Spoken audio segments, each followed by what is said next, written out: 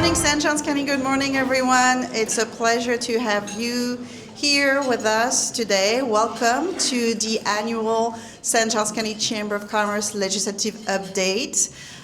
We are thrilled that you're here, knowing that this year the session, it was the end of the session was kind of a moving date, and this event had to be postponed a couple of times. So thank you for being patient with us and then for being here in the month of July with this full room. We appreciate you. So today you're going to hear from your elected official who are going to give you feedback on what they have done for the business community during this session, and we're looking forward to hearing from them.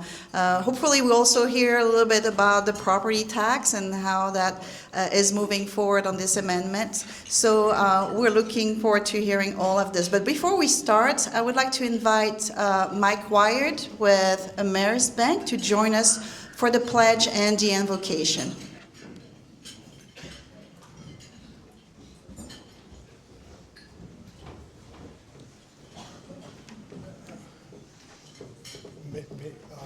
Okay, we'll pledge, then we'll pray. I pledge allegiance to the flag of the United States of America and to the republic for which it stands, one nation, under God, indivisible, with liberty and justice for all. Please be seated while we pray. I'm not sure how good this prayer is going to be, so it'll make me feel more comfortable if you're seated. Okay, let's pray, y'all.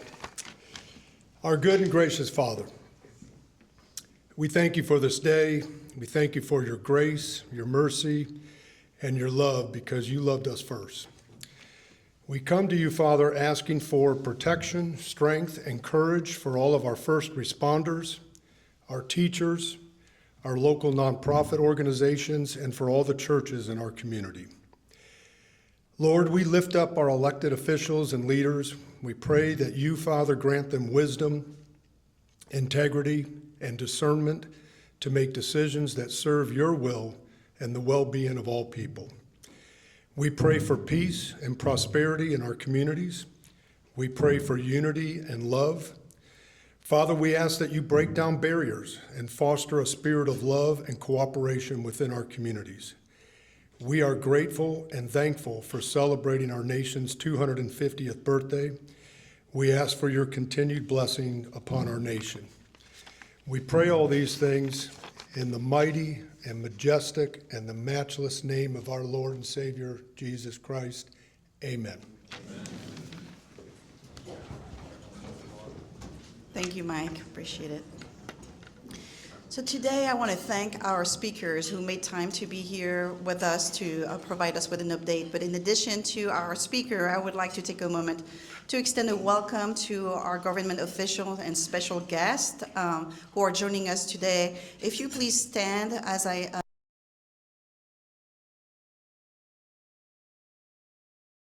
Joseph. St. Johns County Supervisor of Election Vicki Oakes, St. Johns County Commissioner Ann Taylor, St. Johns County Clerk of Court Brendan Patty, St. Johns County Property Appraisal A.D. Kramer, City of St. Augustine Commissioner Jim Springfield, City of St. Augustine Commissioner John DePrater, City of St. Augustine Commissioner Cynthia Garris, and City of St. Augustine Manager David Burcham. Please give them a big round of applause. Thank you for joining us today. We appreciate your presence.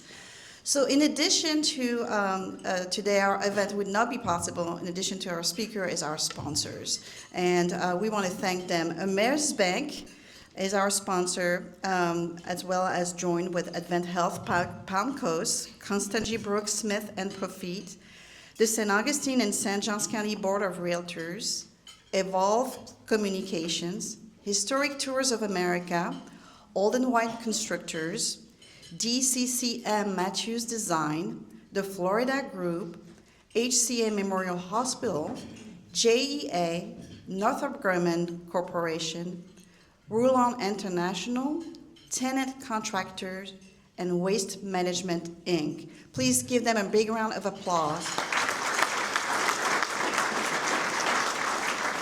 And you know, we truly could not put those events together, whether it's Meet the Candidate or Legislative Update, without our sponsors to make that happen. And it is really the mission of the Chamber to educate our members and the community about their choices for voting and getting feedback from their elected officials. So we appreciate all the businesses who have been supporting this, and for this year and the past year as well. Now, it is my pleasure to introduce to you Beth Tate with the Kelsley Group. She's the chair of our Public Policy Committee, and she will moderate the panel discussion this morning. I also would like to invite the panelists to come up and take their seats as we are transitioning to this moderation of the program. Thank you all.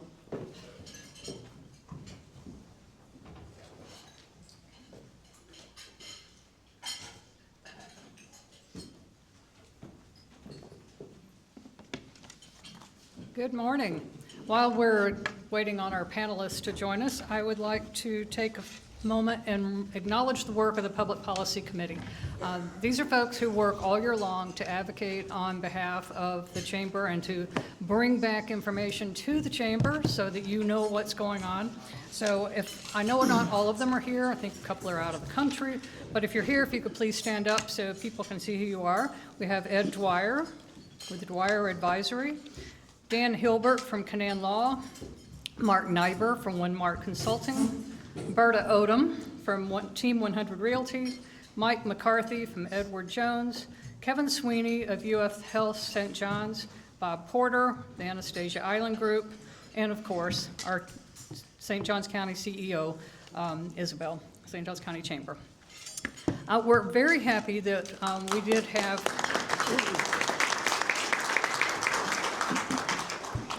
We're happy that this year we had many of our initiatives move forward, and we're going to hear more from each of our panelists this morning about some of the significant wins that we had for St. Johns County.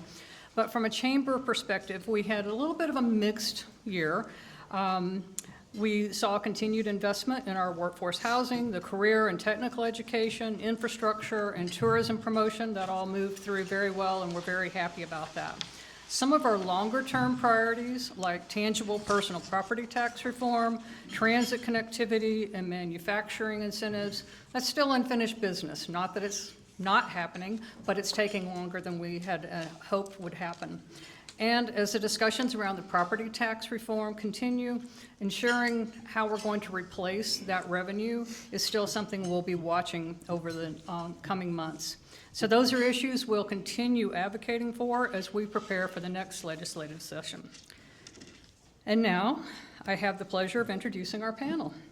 So we're joined by State Representative Kim Kendall, State Representative Sam Greco, State Representative Judson Sapp, St. Johns County Commission Chair Clay Murphy, St. Augustine Mayor Nancy Sikes-Kline, and St. Augustine Beach Vice Mayor Virginia Morgan. So thank you all for joining us.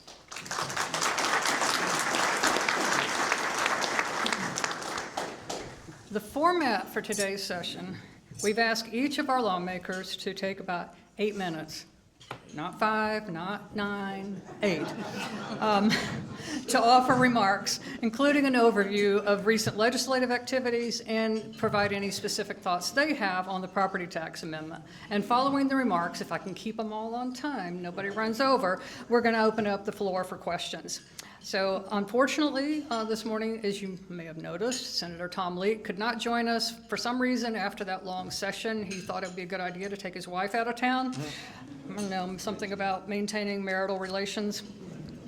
So we do have a video from Senator Leek that we will play for you now. Good morning, and thank you guys for inviting me again. I really wish I could be there. I'm sorry.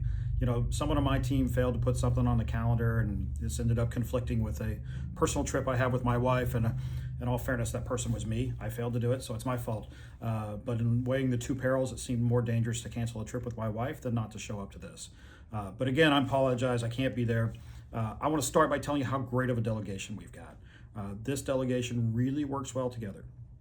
And despite all of our kind of inexperience in the roles that we're in today, we've done really well. We've done really well in the budget. You've got a couple of really good fighters in the House who are moving policy and budget items through, and it's worked really well. I want you to know that you've got a great delegation and we coordinate very well. Well, let's talk about the elephant in the room, property tax. Boy, this is so big. This represents a fundamental shift in the way that Florida governments, local governments, have collected revenue and ultimately how they will spend revenue. So it's big, and I voted to put it on the ballot so that you all could vote on it because it is such a shift and just really a monumental thing that we're trying to do. Now let's talk about the truth about it, and there's some myths and some facts. One, this is not an elimination of property tax. The only time I ever saw a proposal to eliminate property tax was some guy on Twitter. So it's never been an elimination of property taxes. It would only apply to homestead property taxes. It doesn't apply to non-homestead properties, and it doesn't apply to commercial properties. Let's talk about a truth. I really wish we had more time to consider this. We got this, I think, on a Friday and had to vote for it vote up or down on it on a Wednesday. I wish we would have had more time to consider because it is such a monumental shift. But I do think it is true that this is going to be a tax shift. I think you're going to see more tax on commercial properties. I think you're going to see a lot more fees were this to pass. And then your local governments are going to do everything they can to recapture some of that revenue. I do also think you'll see some cuts in local government. It's probably worth stepping back a second and talking about how we got here. Beginning in 2020, the revenue from property tax coming into local governments has soared really astronomically, and as a result of escalating property values. And the problem that we had was that a lot of these local governments took that money and spent it. And I think it is true. You give a government $1, they will spend $1. So they took that money and they spent it, and then many of them on top of that raised property taxes again. So I think part of the reason we're here is because of mishandling of the windfall of revenue that was coming in from property taxes to begin with. That said, is this a change that we should make? I'm not going to make that decision for you. I think that's a decision that you all are going to have to make yourselves. I think a lot of what the local governments are telling you today that will happen, in the short term at least, should this amendment pass, is probably true. Equally, I think it is important for those homesteaded properties, for people particularly who have lived here a long time, to get the benefit of an increased exemption. We haven't increased this exemption. I think the last time, I can't remember the last time. I think it was in the 80s. But you're going to have to make your own decision. It's big. It's really, really big, and we're putting it into the Constitution, which means that our ability to come back and alter it in subsequent years is going to be very limited, and would also have to pass with 60% of the population's vote. So I do think it's a really big issue. I think it's a really important issue. I think you should do your homework, research everything, listen to your local governments, listen to the state, and make a determination for yourself. Is this something that you think is worth it for you and something that we should do going forward?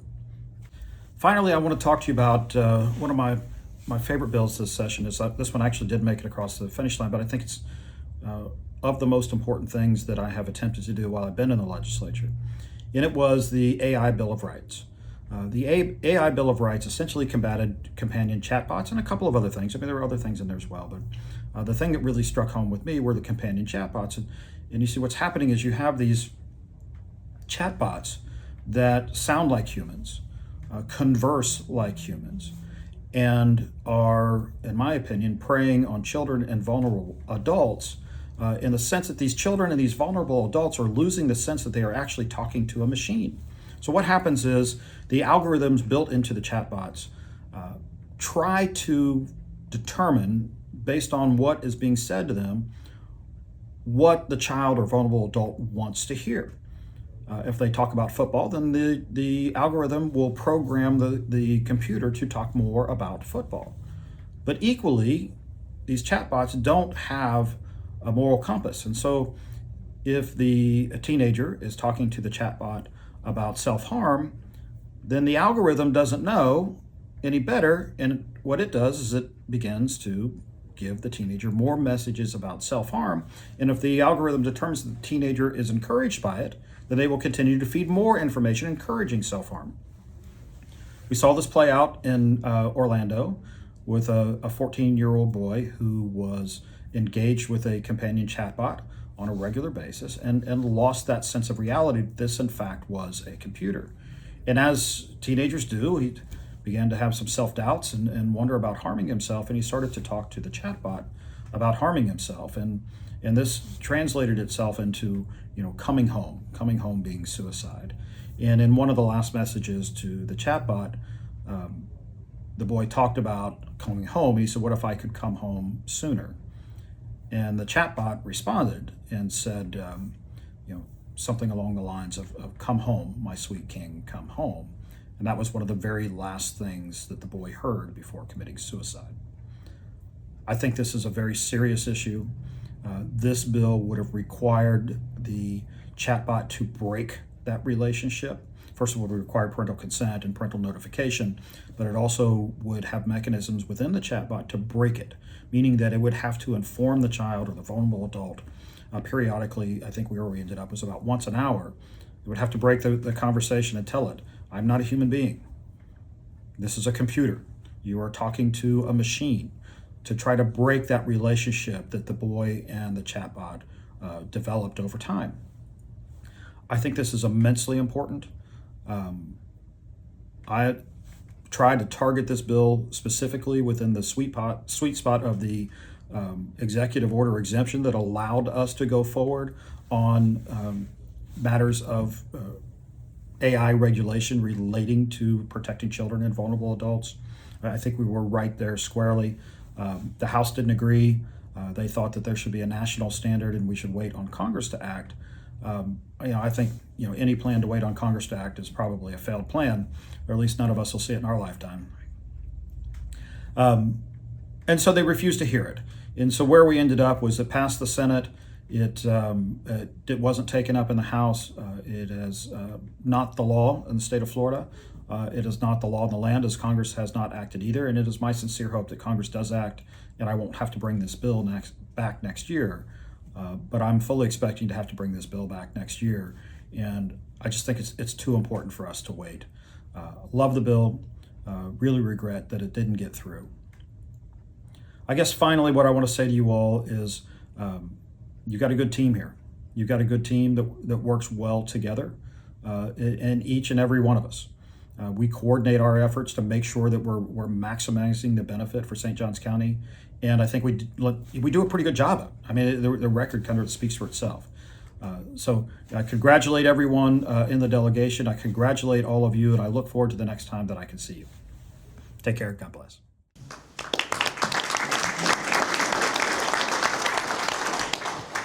And thanks to Senator Leek for taking the time and sending that video to us. So now we're going to start with our speakers in the room, and we will start with State Representative Kim Kendall. Oh, it's a record. Yeah, Awesome. yeah, Okay. Am I on? Okay. Y'all can hear me okay? Good morning. It's nice to be back home, by the way. So I'm going to hit my 8-minute timer. Try to stay on point. So on property taxes, since we were asked to talk about that, just kind of an overview from our perspective from my office. Everybody knows about a year ago, the governor wanted us to address property tax reform. The House put together property tax workshop committees and came up with 7 different plans. At that time, I personally reached out to several of our county commissioners, school district, asked them for their input and stuff. I honestly didn't hear much back then. I don't know if they were just kind of waiting to see what would settle. What I did hear from in our office were a lot of emails from constituents that just wanted the governor's plan, but they did like how we were protecting education on our 7 plans. So our leadership negotiated that in. So basically, very broad stroking, the property tax amendment, if it passes the Supreme Court and gets on the ballot, does basically 4 things. 1, it protects, there'll be no school district levies pulled out of it. It is just homestead property. It would start next year, and the homestead exemption would be $150,000 the first year and then $250,000 the next year and stay stagnant. How currently we have non-homestead property can be raised 10%, it's a 10% cap, or lower it to a 5% cap. And the fourth thing it does is if you are a new resident that moves in after January 1st of next year, you would not be able to take advantage of the homestead property taxes that they pass until 5 years you're living in Florida. That being said, it's got to be a 60% threshold because it is a constitutional amendment. That is a very hard threshold to reach. I would imagine that we will start hearing messaging now, even though we really haven't heard much strong messaging up to this point. That being said, as a voter, we have to look at two things, right? So on the one side, the governor's office came to us, and what they presented was about 6 years ago, the state was collecting $32 billion in property taxes. This year, it's about $60 billion. They say this, if it gets put into effect, will shave about $8 billion. They said that it shouldn't be at $60 billion, even with population and inflation. The most it should have been was $47 billion. So their point of view, my perspective of what they said is that we could handle the haircut. On the other side, you're going to start hearing each county is going to be different. We have Liberty County with only 8,000 residents. We have Miami-Dade who has $1 billion school district budget, right? So is this going to be a tax shift? Are we going to lose core services? For me as a voter, I've gone back to my constitutional officers. I'm like, I really want to hear as, you know, as a resident. I know Nick Hallen had mentioned in his induction speech that he is for property taxes and he's coming up with a way on how to incentivize businesses and stuff and still protect the core services. So each county, I would imagine, is going to be different. So I'm looking forward to hearing what our county would do if it does pass. Appropriations, I know budgeting, I've heard we've brought in around $160 million in the budget for the county and a little over $15 million in appropriations. Two of my favorite probably are always going to be infrastructure and the trades. So I was really thrilled to see and ran with Senator Leek on expanding some more phasing for State Road 16, another $1 million there. Been working with Commissioner Murphy and private business owners on the intersection at 210 and 2209 to make sure we have the parcels that are needed to implement the new design that FDOT wants to do there to help the traffic flow. And also very excited, and I'm going to just say all your words, Commissioner Murphy, so you don't have to say anything by the time it gets down to you. But I was so excited because he called me, and as well as Jim Knight from FDOT. You know, I'd secured $3.5 million with FDOT for a new design phase for the IGP I-95 interchange. And they have the state and the county have worked together to secure the additional $18 million that's needed to do the construction. So when I asked FDOT what's the timeline, and take it loosely, it's FDOT timeline, they're hoping 4 to 7 years, definitely before, God willing, before the First Coast Expressway connects. Trades, I was super excited to see finally. So last year, I had 2 different appropriations for First Coast Technical College, very passionate about the trades. The commercial agriculture made it through, but the firefighter EMT did not. It got vetoed. This year, thankfully, $600,000 for the firefighters and EMT program over there did not get vetoed, so that $600 grand will be going to FCTC. Probably the 2 most impactful bills that I've heard the most from the residents for this year. One was brought to me by a now 15-year-old young adult, Will Moffitt, who's a volunteer swim instructor. And he said, we have a voucher program for children that are families on the 200% poverty level or lower. And it's ages 0 to 4. And he told me, he's like, 0 to 1, it's misleading because the babies can't raise their head. And then the younger ages, it's not sticking, they have to come back, they're not using the full amount. So he pushed hard, he's like, we need to push it up to age 7. So that's what we did. So the new law now will give those vouchers up to age 7. And then Guana River Wildlife Management Area, everybody got together last year on preventing the bad land swap with the developer. So I worked on a bill to bring more transparency and hope that that doesn't happen again in the future. Moving forward for next year, I'm still looking at the one bill I have not been able to get over the finish line these last 2 years. I'm not giving up. It's on parental rights. The biggest part of that bill is currently, if you have a 12-year-old kid, the kid is pulled aside by the doctor, and the doctor is asking the child if they want their parents to have access to their medical records. I'm not a big fan of that. There's just a lot of meat in that needs to be addressed, some common sense as far as I'm concerned. So we're going to bring that back in again. Also currently working with Sheriff Hardwick. We had combined bills to try to address the e-bike situation. So we're going to go again as a standalone bill. So I'm working with Sheriff Hardwick to try to address the needs of that. And with the fake voter guide investigation, working with FDLE for this past year, their investigators have told me things that would help to streamline the process, some issues they've had. And they asked me if I would run some legislation on that too. So I'll be looking at that. So future situations like this investigation will get more streamlined and some more common sense. So I did that in less than 7 minutes. She did good. That doesn't mean anybody else can make it up. Okay, we'll move on to Representative Greco. Thank you. Thank you. And thank you for having us this morning. This is a great event. It's great to see so many friends in the audience. I'll start by maybe talking a bit about this past session and the last couple of years, tell you a few of the things I had the opportunity to work on, and then maybe close with some thoughts on property tax. For followers of Florida politics, the last few years have been a little peculiar in state government, and there's a number of reasons for that, but what I would want to relay to you all is that no matter what you might have heard about disagreements between the House and the Senate, or the House and the governor, or the House and itself, your team in St. Johns County, as Senator Leek said, works extremely well together. I'm very grateful for the partnership of Representative Kendall and Representative Sapp, and we are all grateful for the partnership with Senator Leek. As a result of that, we've been able to deliver very effectively for this county, despite the fact that we are all in our freshman terms in our respective chambers. And I am optimistic about the future, both for this legislative team and for where I see Northeast Florida going in the future.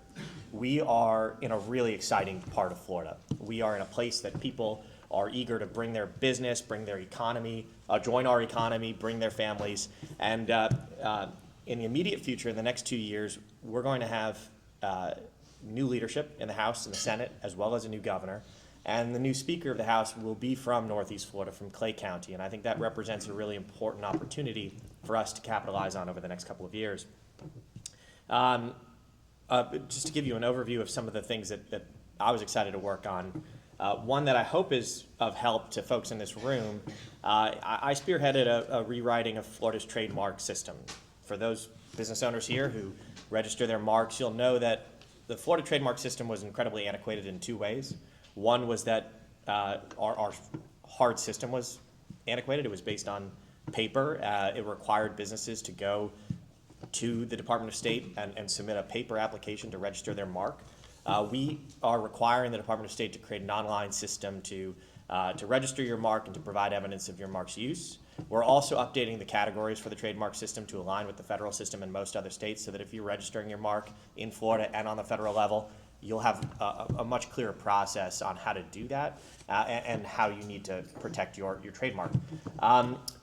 I worked on a piece of legislation to protect property rights for landlords and property owners. We had a strange system in Florida where if somebody presented fraudulent information to a property owner, a forged identity, fake pay stubs, and then was given a lease. Once the lease was issued, even if the landlord then became aware that they had been given fraudulent information, that was not an independent basis to begin eviction proceedings. That landlord had to sit and wait for some other misconduct. And so we changed that. We made it an independent basis for eviction, a non-curable lease violation. We also made it a criminal offense. This happens on the luxury level, where people inflate their income to qualify for homes and apartments that they don't have business being in. But importantly, this also happens on the affordable level, where people are deflating their income to qualify for affordable housing that they should not be in. We already have a severe shortage of affordable housing in Florida, and the last thing we need is bad actors scamming the system to take that limited stock away from the people who need it, from working families, from senior citizens. So I was happy we were able to work on that. I worked on a number of bills. The last one I'll tell you about, and we can maybe talk in questions if there's others, but has to do with memory care and assisted living facilities. We have obviously a large population of senior citizens in Florida, and we have a lot of really, really great assisted living facilities. Many of those offer memory care services. The issue was that That was not a term that was defined in Florida law. It wasn't a term that had a specific set of services related to it. And so what you might get purchasing memory care services at one facility would vary from another. We wanted to give families confidence that if they placed a loved one in a facility and are paying for memory care services, that there was a baseline standard of services that they could expect. Some of this is very basic, like a trained employee who's awake 24 hours a day. And so we created a specialty license issued by the Agency for Healthcare Administration that assisted living facilities who want to provide memory care services will need to receive, that requires that baseline level and that gives families certitude that they know what their loved ones are going to receive in one of these facilities. Representative Kendall mentioned some of the budgetary wins for the county. There's about $160 million in the budget coming back to St. Johns County in a variety of ways. Some of that's recurring funding, some of it is funding that those of us at this table and Senator Leek sponsored. A few that I was excited to bring back to the county, funding for resiliency, Michael Outfall and St. Augustine Beach, funding for the Boys and Girls Club, funding for Veterans Village, for our homeless veterans, for the St. Augustine Lighthouse Museum, for Canines for Warriors, for the St. Johns County Career and Job Readiness Program, for a Technician Apprenticeship Program, for the Institute of Classical Education at Flagler College, for Epic Behavioral Health, for St. Augustine Youth Services, and several others that are going to have a really important benefit to our county, our municipalities, and our community and those organizations that serve our community. To touch on property tax, so the baseline that's important to understand is, first of all, property tax, as I'm sure everyone here is aware, is assessed by counties and cities, and they are the ones who receive revenue. This is not a state tax. We don't receive the revenue from property tax. And the Constitution rightfully requires that we cannot, through statute, limit the ability of counties and cities to levy property tax. And that's why you'll see this on the ballot in November as a constitutional amendment. Over the course of the year and a half that this discussion has been ongoing about property tax, there have been a number of different proposals. Representative Kendall mentioned that the House had 8 different proposals, and there's been a lot of conversation around it. Some of that conversation, to Senator Leek's point, was talking about elimination of property tax. That is not what you'll see on the ballot in November. What you'll see on the ballot is an increase in the homestead exemption in 2027 to $150,000, in 2028 to $250,000, and starting in 2029, it indexes that $250,000 to inflation, so it'll float upwards with the CPI in perpetuity. This is an approach that, in large part, as Representative Kendall noted, drives down the real dollars brought in statewide in property tax to a number that is closer to the 2019 revenue number of $32 billion, adjusted for population, inflation, and a 3% additional percentage bump. So rather than the $60 billion that was brought in statewide last year, under these new homestead exemptions, that number would be closer to $50 billion. What voters need to understand is that property tax, you are paying your local government for services. And while we believe that these numbers are manageable numbers for local governments in Florida, and that there will be some revenue replacement, whether that's with fees or with increased millage rates for municipalities and counties that have room in the cap to do it, that there will be some revenue replacement, but also some cost cutting. But voters need to understand that there will be some changes in how they receive services, whether those services are reduced or cost fees. And that is a decision for voters in Florida to make about what they view as good value. They'll save money on their property tax bill, but there may be costs elsewhere. I believe that voters are smart, that Floridians are smart, and that this is a decision that people should be making and will be making. I was excited to vote for this, to put it on the ballot, to give that decision to voters. And I think this certainly, if this passes, would be one of the most significant taxation changes in the history of our country, certainly property tax changes in the history of our country. And this is one that should not be done by 120 representatives and 40 senators in Tallahassee. This should be voted on by the people. I'm excited that it will be. And there's going to be a lot of conversation between now and November about this. Meetings like this, the last 2 days I had different meetings like this, and property tax was the key conversation. We live in a county where I think a lot of people know their county commissioners, they know their city councils, they know their constitutional officers, and they're having those conversations with them. The conventional wisdom, a lot of people say that if there's a tax cut on the ballot, it always passes. Well, history's shown us that that's not true. 8 years ago, there was a $100,000 exemption, and that did not pass. So we'll see where this goes, but I think this is an important conversation to have.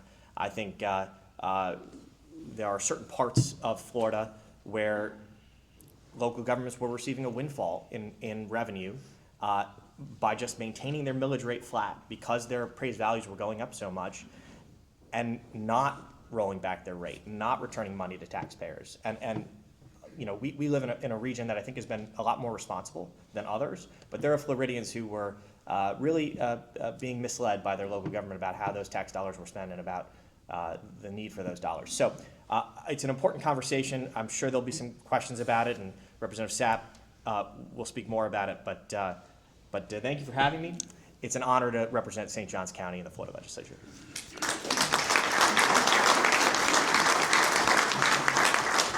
Thank you for that. And now we'll turn it over to Representative Sapp. Hey, thank you for having me. So for those of you that don't know, I represent Southern Clay County, all of Putnam County, St. Johns County. Basically, it's not exactly here, but it's, if you take south of Shands Bridge up to the city limits of St. Augustine, that's my portion, a little bit not, but it is mostly mine. And then I go all the way down to part of the city of Ocala and Marion County. So I have a very vast district. And we calculated it. The worst drive we had was a 6-hour round trip to be able to take a meeting.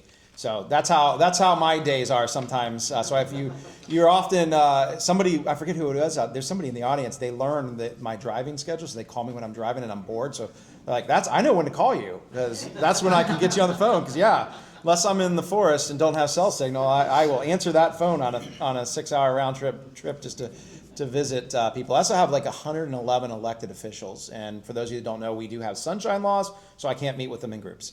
So and 7 cities, so it's a big district, and I say that because it goes back to what we've been talking about with the team. We have to work as a team, and it's not. First of all, we all really like each other. That helps a lot. I mean, quite honestly, any of the members of up in the House and Senate, if Tom called me or Sam or Kim called me at 4:30 in the morning and said I need help, I'd be there.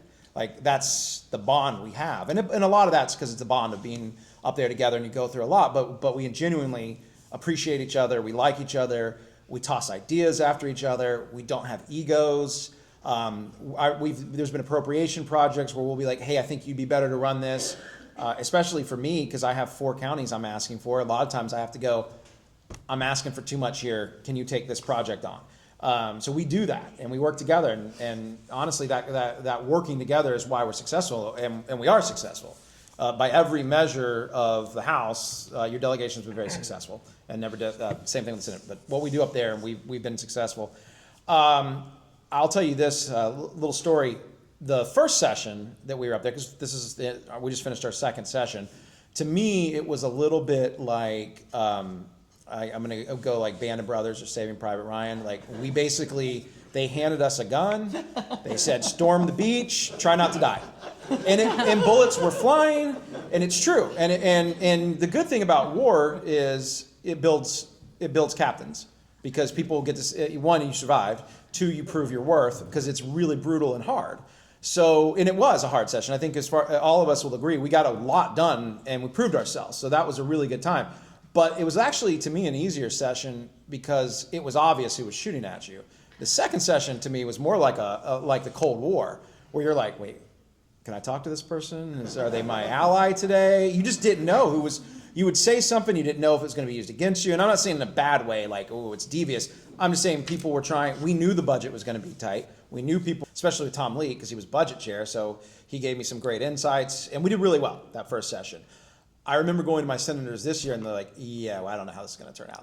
They were very honest with me. Like this was so. I actually, what I enjoyed about this session is I learned the budget process a lot better than I did the first, because I had to do so much lifting on my own, because it was I was literally in my apartment building going to a budget meeting, and a budget chair from the Senate was in my elevator in his t-shirt and bags, and I'm like, "What's going on?" He's like, "Yeah, I'm leaving."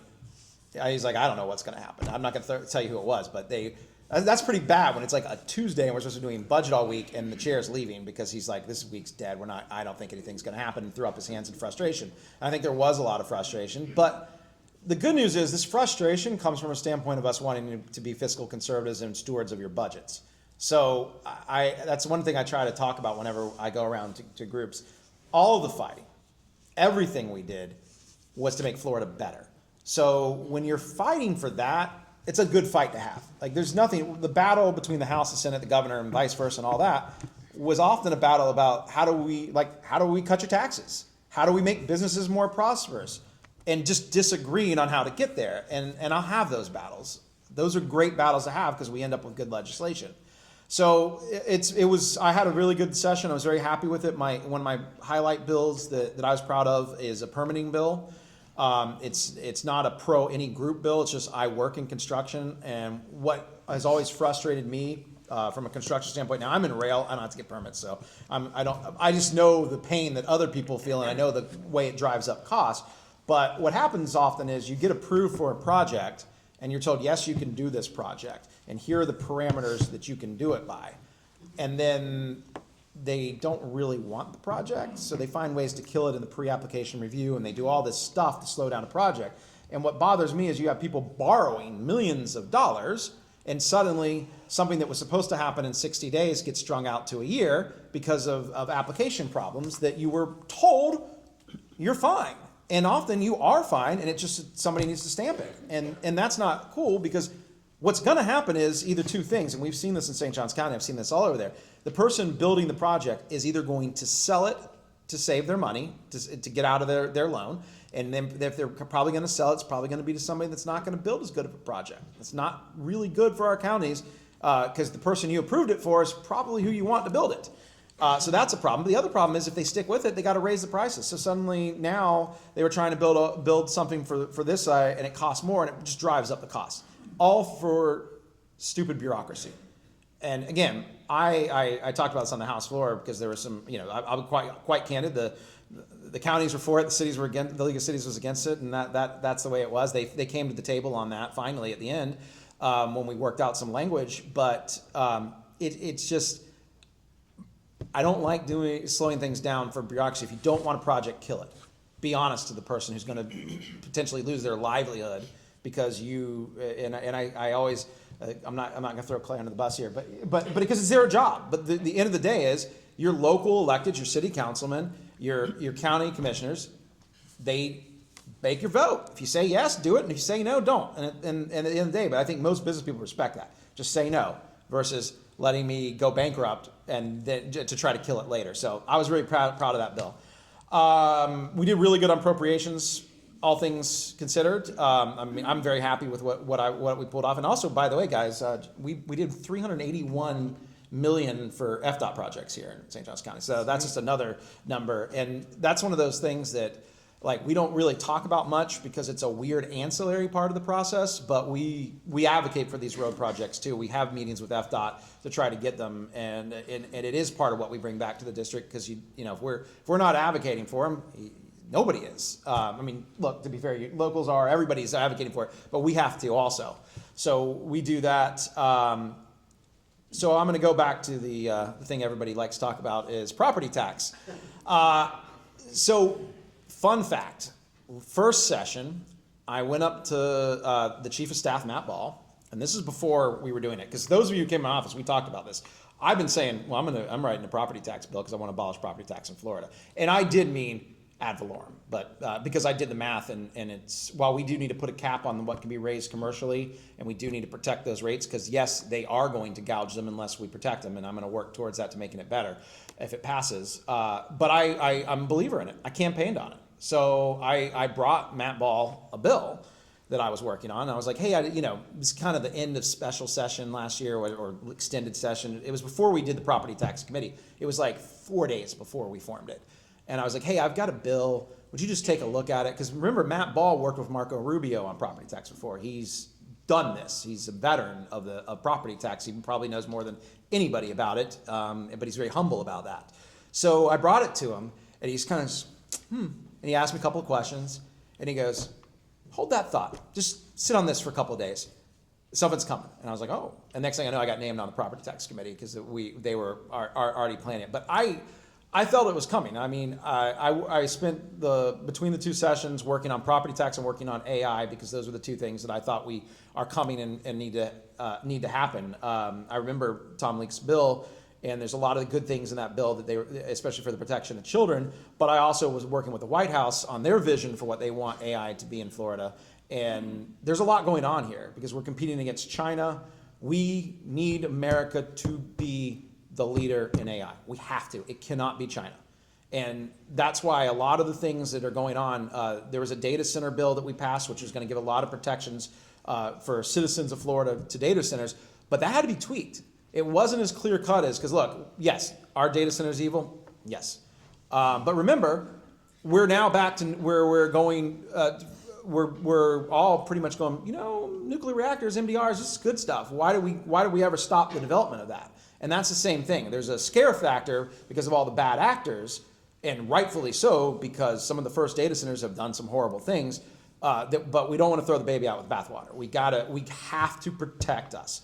And I've spent a great deal of time talking to AI companies and other companies in the data center sector saying, you should probably market yourselves a little better because you guys are Hitler right now. And they are, let's be honest, your citizens hate them. I am in danger even saying that there's a little bit of good there, but there is, because the fact is we do not want our data centers in China. We don't.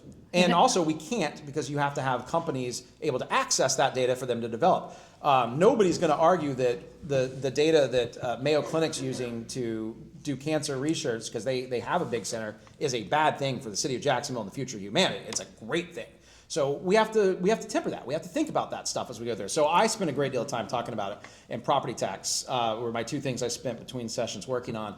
And Representative Sapp, I've given you about 3 minutes more than I gave anybody else. Well, last thing. It's great stuff. Last Love thing, it. though, I think it's gonna pass. I hope it's gonna pass. I wish we could do more. And I will tell you this, because this is important to understand how this will work. If it passes the ballot, we will probably have a special session in December, and it will be with a new speaker, old governor, and a new Senate president after their swearing. That's the most likely scenario to play out, and that's when the implementing language will be done. And it will be done in an incredibly short amount of time, which hopefully the governor's office is already working on that language because we're technically not supposed to. So that's, we can do research, but we can't write stuff right now. So that's how it's going to play out. I encourage you, even if you're against it, to be part of the solution if it passes. Don't try to be part of well, I'm just mad, I'm taking my ball and go home, because it's going to be very important language we write. Thank you. Thank you for that. And now, the rebuttal. Commissioner Murphy. Good morning. Thank you guys so much for being here. I was sitting here thinking that I have a prepared speech I was going to talk about, and the whole time I'm listening, I'm thinking, I'm probably going to have to go off script on this a little bit. So, but I'm going to stick to the script. One of the things that I want to recognize. And this is probably in my first paragraph here, but I really wanted to just speak from my heart for a minute. So let me kind of do a hybrid here. Good morning. I'll be brief. Said no politician ever. I've also heard it said that the most dangerous place to be is between a politician and a microphone. So yeah, you guys are in danger. On behalf of St. Johns County, I want to recognize and thank each and every one of you up here. One of the things that we talked about, that I've spoken at length with our representatives, is how blessed we are in St. Johns County to have the representatives that we have. And if you look at today, and there's some hope, there's a lot of good things that happen. We got our share. We got our share.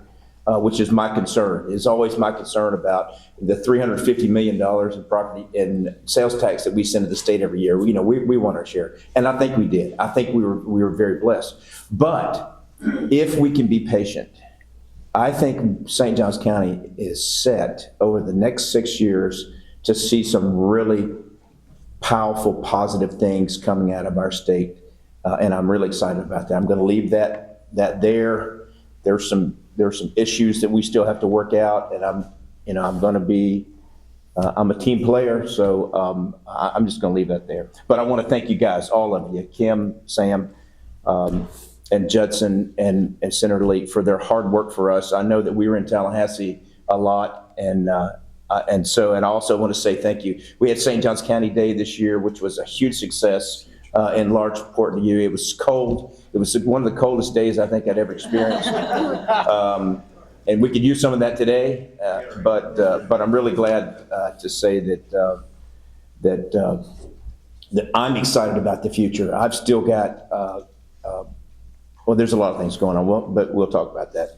Thanks to your efforts and your staff's efforts, we have over $15 million in appropriations from our state coming back home to us. There's a lot more coming through things that are kind of rotational over the years. You know, we talked about $150 million in projects. I know that we talked about infrastructure projects, over $300 million for St. Johns County. Those are part of the things that a lot of us who are on the board campaigned on, and that's catching up with the infrastructure. I think in St. Johns County, we are racing with over 56 capital improvement projects done in 2025, and we're looking to complete over 61 capital improvement projects in St. Johns County in 2026. We are doing what we promised. We are doing what the people said they wanted. 59% reduction in homes and new home starts over 2020, which is in 6 years. I think that's part of the economy, but it's also a part of our unique situation in St. Johns County is that we've kind of got growth fatigue.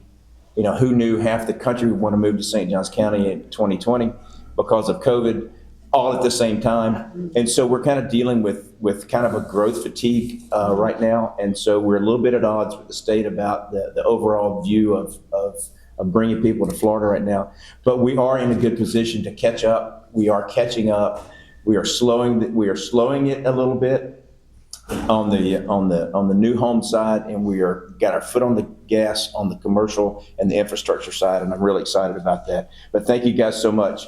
It means so much from the citizens from St. Augustine to Hastings, from the beaches to the boulevard, and from our very young to our men and women who have served our country. I just want to say well done. Thank you. And yes, you can clap on that if you want. And I think more specifically, it supports the county's strategic plan. The initiative to include our 6 core priorities. I'm going to go back on script because Wayne Larson's in the building, and I don't want him to get onto me. I also know that my work mom, even though I'm older than her, Vicki Oates, is in the building, so I want to make sure I want to be careful and stay on script because she's a pretty strict taskmaster. But look. Our 6 core priorities were, community trust and organizational excellence. And as you know, we might still have some work to do on that. Infrastructure, economic prosperity, enhanced conservation, and community well-being. But in closing, because I want to give my time back to Rep. Sapp, because he's my representative in my district, and I appreciate it so much. I just want to note that our community is better off because of the significant efforts of our legislative representatives and their support of our vision of a historic community with a thriving population and economy, offering world-class culture and recreational opportunities and an exceptional quality of life. People want to move here because this is an amazing place to live. I say this over and over again, the best county and the best state and the best country in the world in 2026, and I firmly believe that. So I just want to say that our St. Johns County is working hard to do what we said that we would do on the local level, on the county level, which is take our foot off the gas a little bit on the growth and catch up with infrastructure. I'm so excited about the opportunities coming forward for us to actually meet our obligations. One of the things that I've understood about government is that we are a constitutional republic. We have a representative form of government. We are not a democracy, even though democracy is important. Democracy basically says whatever the majority wants, the majority gets. And you know, if you're ever in the minority, that's a hard place to be. So we are a constitutional republic for a reason. And people have voted for us, the people that are here, to do what's best for the county. And so our desire and our hopes and our work is to do exactly that. Whatever is best for the county is one of the things that we want to do. So with that, I'll close. I'll give my time back and say thank you guys for coming.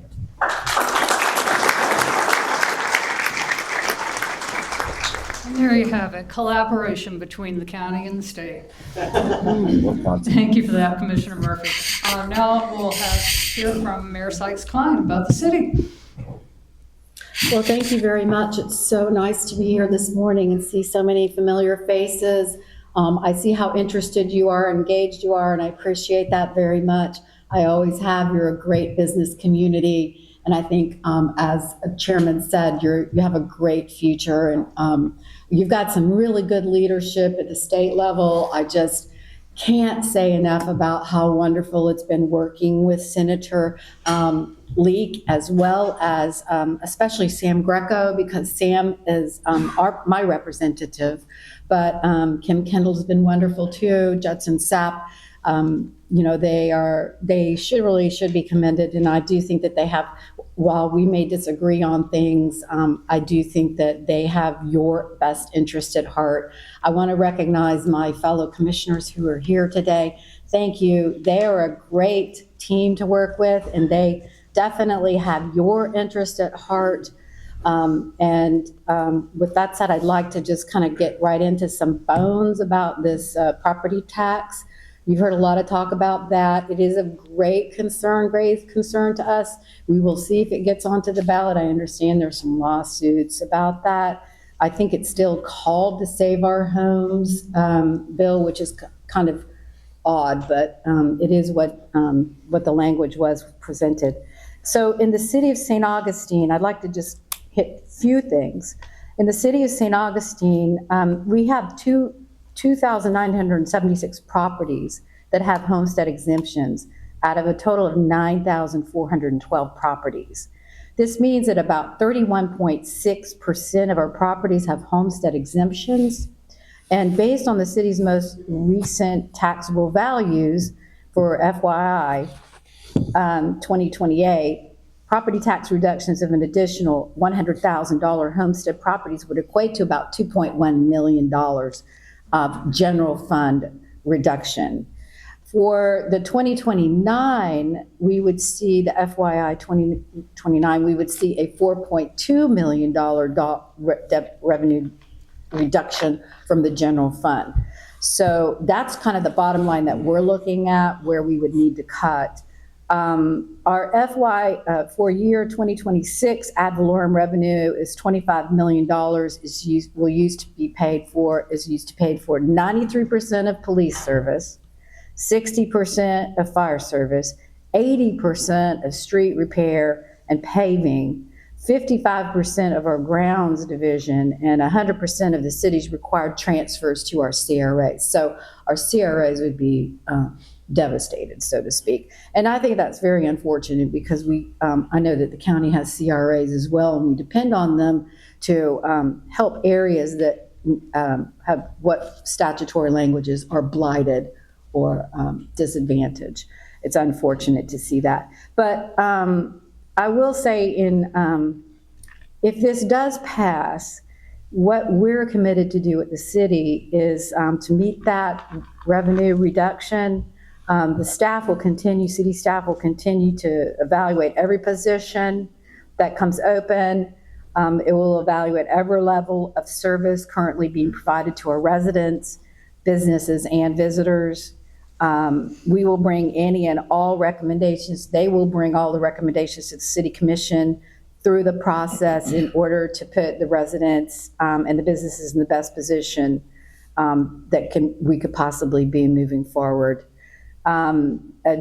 The city staff will be posting an FAQ as we get a little closer. I want to remind you that this is not going to be on the ballot in the primary. It will be on the ballot in November. I hope that you can let folks know that that's when it's going to come up. Don't think it's going to be on this ballot. So I think as the conversation will become more and more educational as we move on, and certainly the city will be participating in that with our FAQ, how it pertains to the City of St. Augustine operation. A little bit of bad news for us. Although our legislative representatives and our team did push appropriations through for the City of St. Augustine, we had a $1.5 million for our resiliency and new fire station and approved in the budget and sent to the governor, as well as another $1 million for a study for some compliance. One of the things, what I call an unfunded mandate by the state, a requirement that we're required to meet on how we treat our water, water efficiency. I'm looking at David and he's probably smiling and saying, I know what you're saying. I think it's in Bill 64, but it's a compliance measure. So there was $1 million to try and get ahead of that and help us understand what are the things that we need to do to comply with that state law. Because it's very costly. It's going to be extremely costly for the city to comply. So, but they were both vetoed, so by the governor. But the good news is we got a bench and a historic statue. So yay for us. And if you haven't been down there to see it, it is probably one of the most beautiful statues. It is a great thing to have in downtown. It's adjacent to the plaza. Please go down and sit on it, get your picture taken. It really is a remarkable piece of artwork. So we're thrilled. Thank you, Governor DeSantis, for our bench and statue. We would have loved to have the money as well. Let's see, what else do we have? We are still going to be dedicated to building the fire station. We're also dedicated to building a new archaeology center. We are still committed as ever to the septic to sewer system, the conversions that we are asking, we're constantly working on in West Augustine. And then also finally, we opened I know this is a big concern of local businesses in downtown. We opened our drop-in center, our day drop-in center behind Winn-Dixie on US 1. We had done a land swap and gotten acquired a piece of property there to move Dining with Dignity program, which is the daily feeding of unsheltered. We moved that program from downtown off onto the campus of the day drop-in center. And it's going very well. And we're very proud of that effort, and we look forward to working with the Continuum of Care and the other people that are dedicated to ending homelessness in the community and building that to be a better facility in future years. So with that said, I'd just like to say it's been a pleasure serving you. It's been an honor serving you. Thank you very much. Keep doing the great work that you're doing, and I look forward to seeing you out in the community in the future years.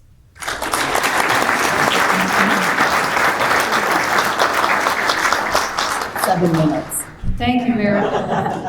And it should be noted, this is her last term. She did not run again, so we're going to miss the mayor and do look forward to seeing you around town. So thank you for that. And last but certainly not least, our little town out on the island, Vice Mayor Morgan. Good morning. I will get to that rebuttal you mentioned, but first I'm going to talk about some of the appropriations that St. Augustine Beach received, we're very grateful for, and some of the other things that we have going on. So we're a really small municipality. We're only 2.5 square miles, but it's a wonderful place to live. I grew up in many, many places. I choose to live there and I never want to leave. It's so wonderful. And I hope that we have some St. Augustine Beach people out here today. So we rely heavily on state appropriations for our resiliency projects. And really at the beach, resiliency is the name of the game, as it often is in the city as well. we're just a tiny little strip along the ocean. So the stormwater drainage and everything having to do with resiliency and storm preparedness is really our most expensive thing and the thing that we must focus on and prioritize because it protects our citizens, it protects our properties, it protects our businesses. It's the number one thing that we have to do every year, every day, every session, is make sure that we are asking for that money and that we are, using it in a way that is really beneficial to our community. In 2025, we received approximately $1.4 million in grant funding. And to kind of hit on what some of those things were, we have the stormwater system resiliency project we're working on right now. We requested 4 pieces of heavy equipment, 3 of which have been delivered so far, that will help us maintain the canals to help with the outfall that was previously mentioned at Mizell. Having somewhere for that water to go, whether it's a big storm, a flood, or a king tide, we got to make sure that we're prepared. So that's really the first and the most important thing that we receive from the state. And then we also have some money we've received for other resiliency projects to address erosion issues. And this year we also had, sea oats planted. Part of that was funded from legislative appropriations. Some came from the Port and Waterway District, but we planted 51,000 sea oats to help restore the dunes and protect us in the event of future storms. We have finished just about the vulnerability assessment update, which really helps us know what to prioritize as far as projects for resiliency. Let's see.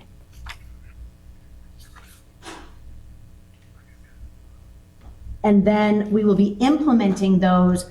Essentially, we have a plan to spread those out. There's about 100 projects to spread them out over about the next 10 years to make sure that we can do them at the right time, get the money at the right time, and identify what to do in the most cost-efficient way. Coming up, we have on our kind of non-resiliency issues right now, on the ballot this year for St. Augustine Beach, we will have term limits. The city charter had a review every 10 years, and it was 2 years ago, and finally, we have the opportunity to put it on the ballot, so that'll be on the ballot this year. Additionally, one of the issues that we've been talking about and we'll be talking about again at our meeting next week is e-bike regulation. I think that was mentioned previously.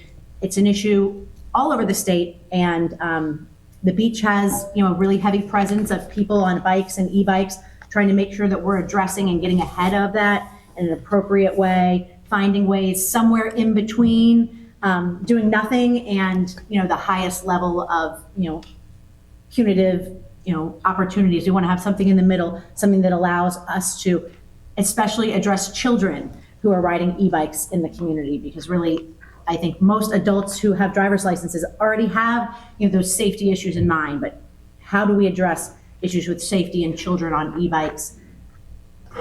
I would also like to say, and this is kind of my segue to the rebuttal, is that St. Augustine Beach, while I have been on the commission, has never raised the millage rate. We have a very tight budget. We're a small community. When it comes time every year, which we'll start with our individual meetings next week, we look at every place that we can trim, because there's always something new that we need to address. There's always something that we have to find money for. And most of the time, it's like we're looking for change in the couch cushions, because I feel that we are very responsible with the budget that we have. The amount of money that we have goes right back into our community. I laugh because when I say this, it's going to sound silly, but I've several times said, the first thing I'm going to cut when the day comes is the dog waste bags that we have, when I discovered how much they cost. But the flip side of that is, well, if there aren't any dog waste bags, are people going to pick up after their dogs? Everything is a trade-off. And if we have passage for the homestead exemption, our budget is small. The first year, it'll be about $500,000. That's more of an impact for the beach than you can imagine. Our services are what we pride ourselves on.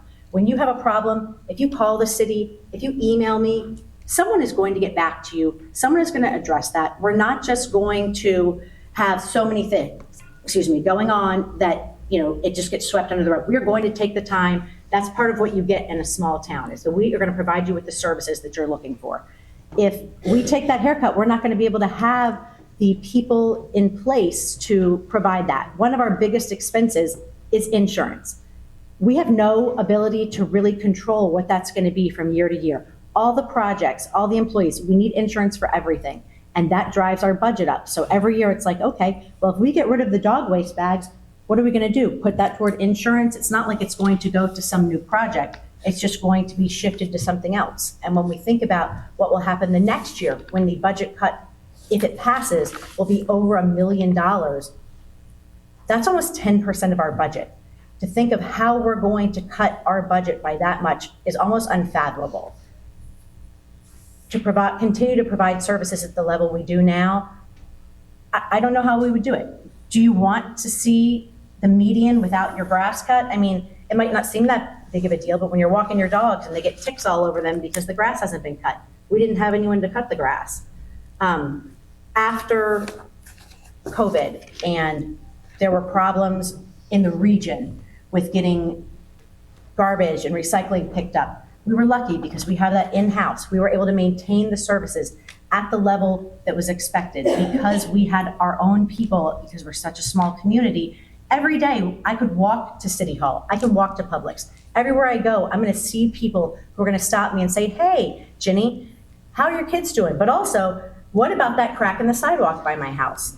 I'm going to see them. I'm going to respond to them. I'm going to make sure that we're taking care of the things that they bring up to us. We appreciate all of the help that we have with our resiliency projects. They're important to not just us who live in the city or have businesses in the city, but the people who visit us. And the tourists help the entire community, not just the beach, but all over the county and the region. The flip side of that is, I absolutely respect that if this passes, we will do everything that we can do and everything that we must do to comply with it. It's just going to devastate our community if it passes. And we are already in the planning phase of trying to think of what can we do? What can we cut? How are we going to deal with this? We're preparing in the possibility that it does pass. And we're going through the exercise of what if we have to cut 10% of our budget? What are we going to do? What is that going to look like? But I would say that think carefully about how you choose to vote on that when you are making your choice on the ballot, because although it will cut your homestead exemption, where will that burden shift to? Will it then become the landlords that have to raise rent to help cover the cost because they don't take the benefit of that? What about the businesses?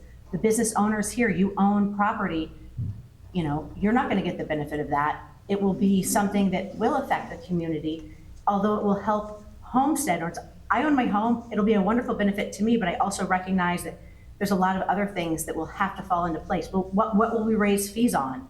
We haven't had to raise the millage, and we're very, very blessed to never have been in that position. We've been able to find that change that I was mentioning before. But at the same time, it won't just be that. Will it be sales tax? Will it be other things? It's just a shifting in some ways. A lot of it will be reduced, but to keep services, to keep the things that you need, that we rely on, the infrastructure, the things you don't necessarily think about every day, we have to have some way to fund those things. So I would just say that while we are very grateful for what we receive, please take the time and effort to research it, to think about it when you are casting your ballot. And thank you,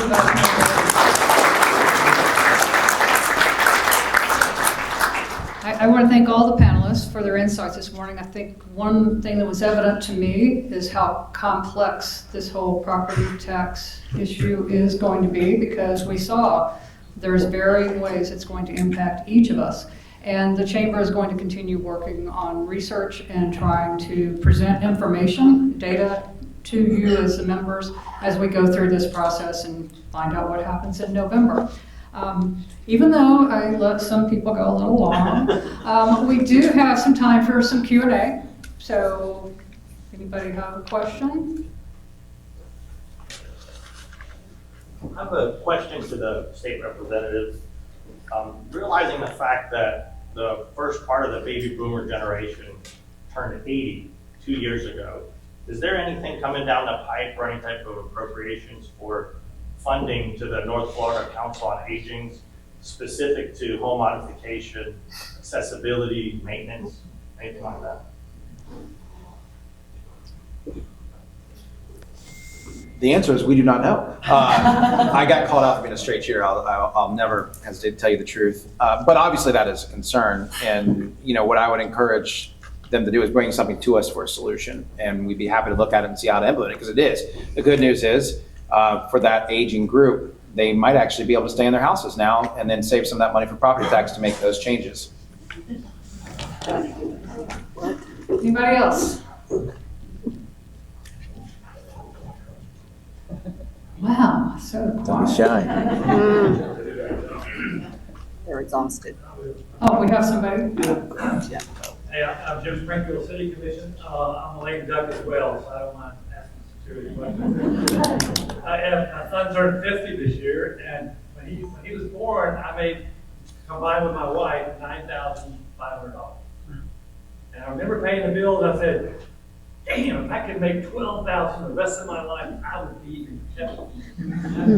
That's what the counties and cities were saying in 2019. We wish we had just enough money to provide the services that were being demanded. Now we have a higher clientele because property prices went up. And now you compared our needs to 2019 when we were still asking for more and needing more. And I ask this, the question is, because when the governor gifted us with that beautiful statue on the bench that he didn't ask for, he had a press conference and said, the state has so much money, I've put enough in reserve and I've created another pot of money as a disaster reserve. So I'm cutting property tax. You didn't include in the bill, not you personally, but Tallahassee, any potential replacement of those funds for those counties that need it and the cities that need it. What's going to happen with the extra state money that the governor says we have? How is it going to flow to the needs for the sidewalk project? Well, it's good to see you, Commissioner. It's funny that you use that analogy. I was at a legislative debrief yesterday, and I used a very similar one. I said it's like somebody making $50,000 a year, and over time their salary goes up to $100,000. Then they change jobs and they go to $75,000. Well, they used to live on 50. They can certainly live on 75, but they're now used to making 100. So there's going to be some difficulty there. I do want to be clear that when we're not asking local governments to go back to their 2019 real dollar number. We're saying it's the 2019 number, roughly adjusted for inflation, population, and an additional 3% on top of that. Nonetheless, to your analogy and mine, that is less. I mean, and that is an adjustment, and that's something that, again, while Floridians will save money, they need to understand that there's going to be a reduction in service. Now, I also think, as I said, that there will be this will not be an entirely cost cut of that amount. There's going to be some shift, whether that's to use fees, to commercial and non-homestead properties, although the proposal does cap non-homestead assessment growth from 10% where it currently is down to 5%, or a raise in the millage rate. So that will happen as well. As far as whether there's a fund set up, the answer to that is no, but the system, that system is already in place, and that is, as we've all discussed, when every county and city every year comes to their legislative delegation and seeks funding for appropriations items. And that's the system that will go forward. So to give you a clear answer, no, there's not a specific trust fund set up. There's no funding source that's going in a specific bucket that's accessible to localities.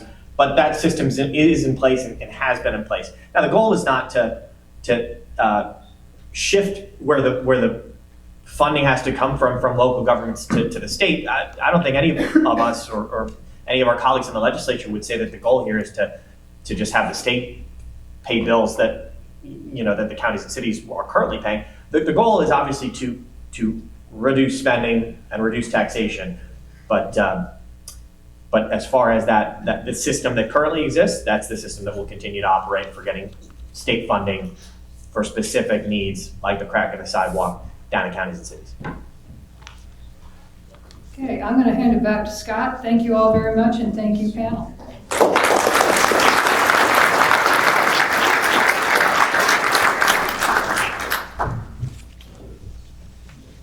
And on behalf of the Economic Development Council, I want to extend our gratitude to all of our elected officials. We appreciate the work you're doing, and we really could not have better representation in St. Johns County. I also want to point out, and I think you three on this end of the table will agree, a lot of the work that gets done while they're doing a tremendous amount is their staffs. Yes. And I want to recognize and have you guys stand up, because this is the staff that's supporting our delegation for part of this.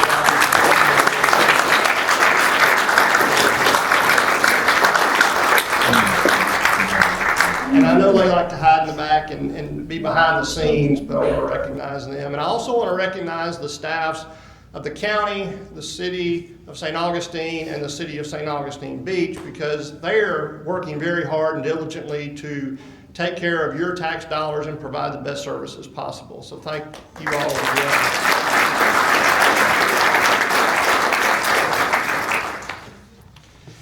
You have a lot of handouts on your table. I want to point out a couple of those. First, St. Johns County and the Chamber are partnering together to start a Young Professionals program. We would encourage each business here to send one of your young professionals to this inaugural meeting next Tuesday evening. And the information is there. The information is also on our website. But please take advantage. One of the things that we work toward is workforce retention. One of the best ways to attract and retain young talent is to have them identify a sense of purpose in the place they're living. That is the purpose of this program. So please encourage them to take advantage of that. Also, our supervisor of elections, Vicki Oakes, has a card. She is reminding you to vote, because this primary election will decide a number of races. Not just county commissioner races, but there's also judges races that will be decided in the primary. Historically, the primary has a much lower voter turnout. We want you to encourage everyone you know to vote first in that primary and then for sure in the general election. That is very important. We've got a Meet the Candidates event coming up for the City of St. Augustine Commissioner candidates that are running. Don't forget that on Thursday, July 30th. That will be coming up. Be sure, if you have not completed your 2026 Chamber Member Survey, we need to get a few more to get up to the threshold we would like to be at. That is extremely important as well. And our Chamber Foundation Gala is coming up on September 10th at Ancient City Farmstead. The foundation for the Chamber supports programs like Leadership St. John's. It supports our attainable housing and workforce development programs that we offer, and it also is a goal of ours to develop an emergency fund to help small businesses in the time of a disaster. So we want to be able to take revenue, and then if unfortunately we have a disaster, we'll be able to provide funding to meet that gap before other funding kicks in. So please attend this event. It is going to be fantastic. Lots of opportunities to network, to enjoy each other, some great prizes to bid on there, and so we're very excited about that. And then our next EDC is a joint effort between us and Evolve, learning from leaders. We are exploring aerospace and aviation, which I know is dear to Representative Kendall. You'll find on your table an Evolve magazine. That is the Aviation and Aerospace edition. But we are taking that one step further, and we'll have representatives from Space Florida, from Northrop Grumman and others joining us for that event. So we're excited to have that coming as well.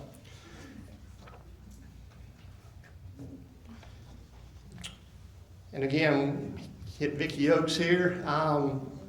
A guide to voting in St. Johns County. There's a QR code there. There's also a discussion that Vicki and I had on the Chamber's YouTube site, and you've probably seen it on social media as well. Again, if you can share that and push that out, we really want to push and get people out to vote. Finally, the last thing, Constantia is hosting their annual labor and employment law workshop. Again, this is huge and critical if you work with any of your HR staff. That's a great program that they put on yearly. Please take advantage. If you have questions, there's a flyer on your table as well. Thanks again to all of our sponsors. We appreciate you being here. And thanks again for you guys attending today. We appreciate it.